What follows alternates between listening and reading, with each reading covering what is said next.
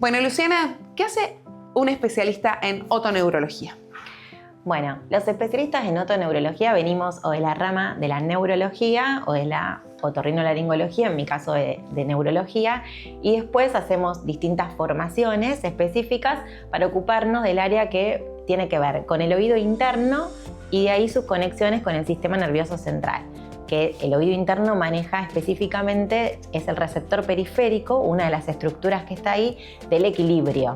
¿Me podrías decir la diferencia entre vértigo y mareo? ¿Es lo mismo? Porque utilizamos esta palabra tengo vértigo o estoy mareado. ¿Cuál es la característica que tiene cada uno? ¿Qué es lo que tenemos que tener en cuenta? Bueno, muy buena pregunta porque hace muchísimos años se hacía mucho foco en saber si el paciente lo que tenía era vértigo, que la definición es la percepción de movimiento, que puede ser giratorio o no, o mareo, que es más inespecífico, como una sensación de inestabilidad o caminar entre algodones, etc. Si bien esta diferenciación existe, no es lo más importante, porque no nos va a determinar qué tipo de patología tiene el paciente. Entonces, actualmente el foco en todos los médicos debería estar, y específicamente así está la nueva clasificación, en el curso temporal del síntoma.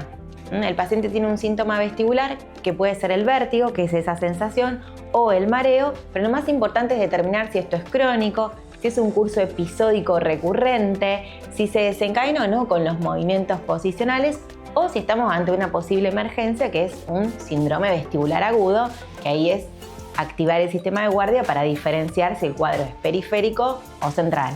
Cuando llega un paciente a tu consultorio, ¿cuáles son las primeras características que te dice de lo que le está sucediendo? Bueno, lo que es muy común es que vengan con una carpeta de estudios literal y de muchos años de estar recorriendo médicos. Eso lamentablemente sigue siendo el desafío, poder llegar antes, porque ese paciente, además de su cuestión orgánica, que seguramente la tiene, se sobreagregó toda una cuestión emocional.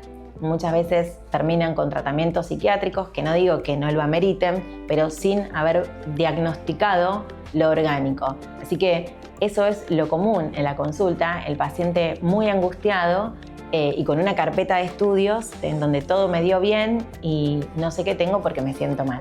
¿El vértigo o el mareo tienen cura? Viste que la palabra cura no nos gusta a los médicos. Bueno, el vértigo o mareo es un síntoma. Nosotros tenemos, para poder llegar a una cura, para decirlo de alguna manera, nosotros necesitamos sí o sí hacer el diagnóstico. ¿Por qué este paciente tiene ese síntoma? Porque si no, damos un tratamiento como tenemos fiebre, damos, no sé, ibuprofeno, pero si no sabemos por qué tiene fiebre, no lo resolvemos. Sería lo mismo, o sea, me gusta explicárselo así al paciente muchas veces. Sí, la mayoría tiene tratamiento efectivo. Hay cosas que tienen literalmente cura. Eso no significa que no puedan recurrir en el tiempo, pero sí, te diría que lo bueno de la otoneurología es que casi todo, con un diagnóstico correcto, tiene una respuesta favorable. ¿Con qué elementos cuenta Clínica 25 de Mayo para llegar a ese diagnóstico hoy? Con todos los elementos que son sumamente necesarios, donde nos apoyamos muchísimo, es en la parte de audiología. Muchas patologías que tienen que ver con el equilibrio se asocian a síntomas auditivos.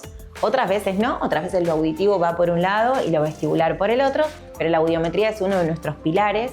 La imagen, la neuroimagen, porque la realidad es que usamos mucha resonancia, tanto de cerebro como lo que es ángulo pontocerebeloso.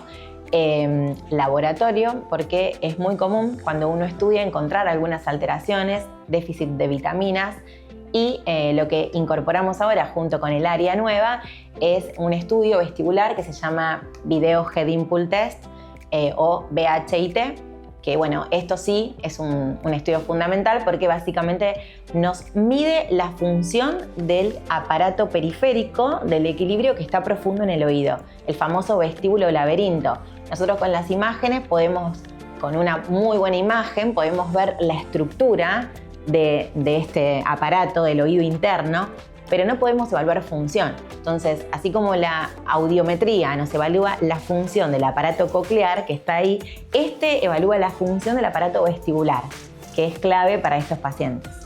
Me imagino que cada vez que un paciente llega a tu consultorio, llega con esa carpeta, con un gran recorrido, con un montón de angustia y está un poco en vos explicarles lo que van a transitar, pero también ponerte en un lugar un poco más emocional de acompañar y abrazar a esa persona que no encuentra la salida y que además siente que está todo perdido y que su vida se detuvo ahí en ese lugar. ¿Qué te llevó a elegir hacer esto? Yo creo que cuando estaba terminando neurología en Buenos Aires, en el último año nosotros teníamos consultorio. Y bueno, lo que veía básicamente era que el paciente con mareos era un ping-pong de traumatología, otorrino y neuro, y cada especialidad le decía que no tenía nada. Y era un paciente que empezaba a declinar su calidad de vida, al punto que básicamente puede ser una cuestión que le produce una discapacidad importante. Entonces, bueno, sabía que ya había, como estaba en Capital, había centros muy buenos que tenían áreas de otoneurología o neurootología. Así que bueno, decidí formarme, me formé en 2 centros ahí. Cuando empecé a formarme, descubrí que me gustaba cada vez más. Lo que me gustaba era ver que tenían solución. Era increíble, o sea, eso. Neurología en general, muchas cosas son secuelas y a veces tenemos que quedarnos con, bueno, hacemos el diagnóstico y no hay tanto para resolver, pero acá era espectacular. Porque vos hacías el diagnóstico, y no digo todos, pero la gran mayoría le cambiabas la calidad de vida. Bueno, y vi también en los 2 lugares en donde me formé, en Fleni y en INEVA, 2 lugares referentes en Argentina, aparte con quienes me formé tenían una calidad humana hermosa. Así que creo que también eso lo aprendí de ellos. Así que eso es lo que me gusta cada vez más. Gracias. Gracias a ustedes.